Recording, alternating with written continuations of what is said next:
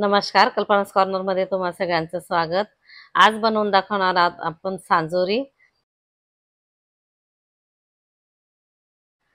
अक्षय तृतीयेच्या दिवशी जरूर आवर्जून बनवली जाते आणि मी सोप्यामध्ये सोपे पद्धत वापरून ही सांजोरी बनवण्याचा प्रयत्न केला आहे।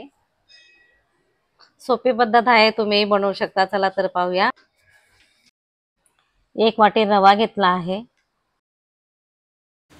रवा मी 5 मिनिटं भाजून घेतला आहे। त्याचा कलर चेंज होऊ द्यायचा नाही आपल्याला, बस एवढाच ठेवायचा आहे त्याला।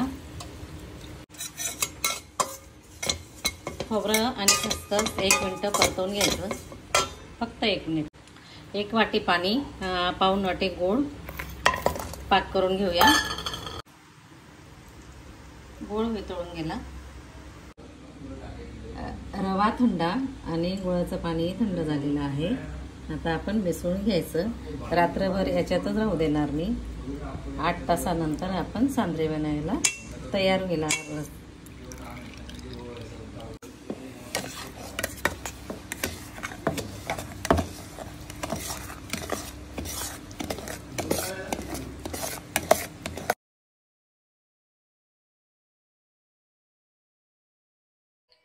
सांजा तयार झालेला आहे आपला, रात्रभर ठेवलेला होता। आता मी त्याच्यात खोबरं टाकते आणि ड्रायफ्रूट टाकणं ऑप्शनल आहे, नाही पण टाकू शकता। सुंठ इलायची पावडर टाकून घ्यायची।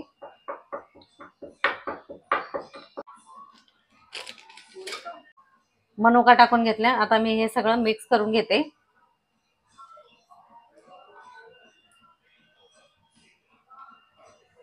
थोडंसं चमचाभर तूप टाकून घ्यायचं।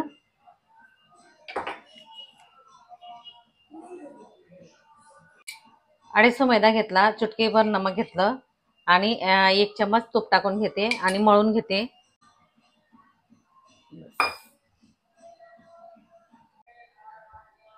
अर्धा किलो तेल घेतलेलं आहे, तापवायला ठेवते।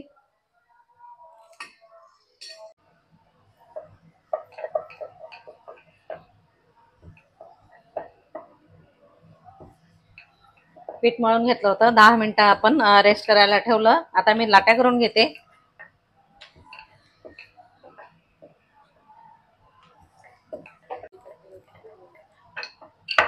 जास्त पातळ पण करायची नाही, थोडीशी मध्यम राहू द्यायची तिला। आता किनारी किनारी पाणी लावून घ्यायचं, म्हणजे कसं सांजरी फुटणार नाही तळताना। सांजा भरून घेते, जास्तीत जास्त सांजा भरण्याचा प्रयत्न करायचा।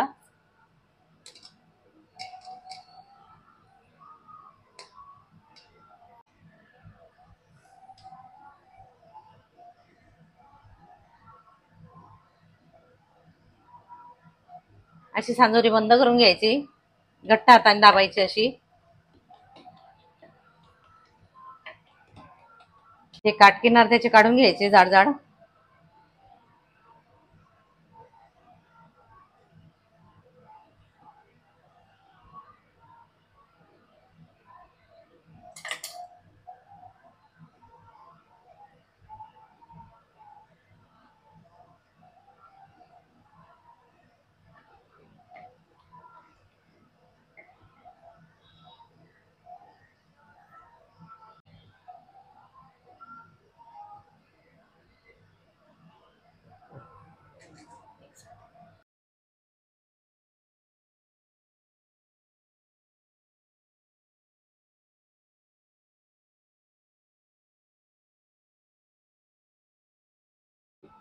अशा एक एक करून तळून घ्यायच्या, त्यांना एकच सोडायची।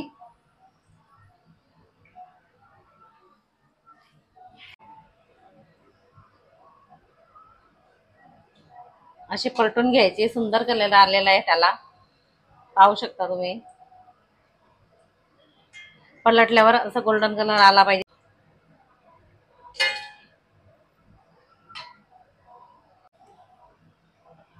सांजोरीला असं छानसा कलर आला पाहिजे। तयार झाली आपली सांजरी।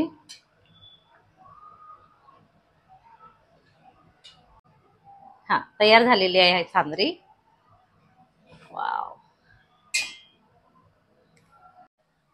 सांजोरी तयार झालेली आहे। तुम्ही घरी ट्राय करा आणि चॅनलला लाईक शेअर कमेंट करा।